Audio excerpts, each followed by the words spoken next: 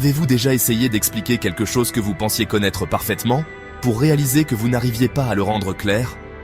C'est ce qu'on appelle la malédiction du savoir. Quand vous maîtrisez un sujet, vous oubliez à quel point il peut être difficile pour les autres, et vous surestimez leur compréhension. Les enseignants eux-mêmes en souffrent, ils expliquent en moyenne des concepts complexes en supposant que leurs élèves suivent, oubliant les difficultés qu'eux-mêmes ont rencontrées en apprenant.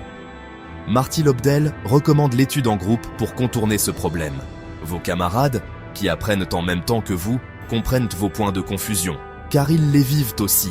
Parfois, vous saisirez un concept rapidement et pourrez l'expliquer à un ami. D'autres fois, ils feront de même pour vous. J'ai découvert cette méthode à l'université, lors d'un cours de chimie qui me donnait du fil à retordre. Je me suis joint à un petit groupe d'études, et un jour, une amie m'a expliqué le concept des réactions redox d'une manière si simple, en comparant les électrons à des joueurs de foot qui passent d'une équipe à l'autre, que tout s'est éclairé pour moi. Ce que le professeur n'avait pas réussi à faire en 1 heure, elle l'a fait en 5 minutes, parce qu'elle venait de comprendre elle-même et savait où j'en étais. Mais le vrai pouvoir de l'étude en groupe, c'est quand vous enseignez. Quand vous expliquez un concept à quelqu'un, vous êtes forcé de le clarifier dans votre esprit, de combler vos lacunes et de le rendre accessible. Si vous n'avez pas de groupe, pas de problème, enseignez à une chaise vide ou même à votre chat. L'important est de verbaliser.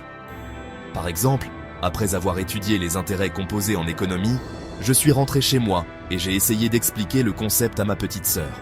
Elle n'a rien compris à ma première tentative, ce qui m'a poussé à simplifier encore plus. Et en le faisant, j'ai réalisé que je comprenais mieux moi-même.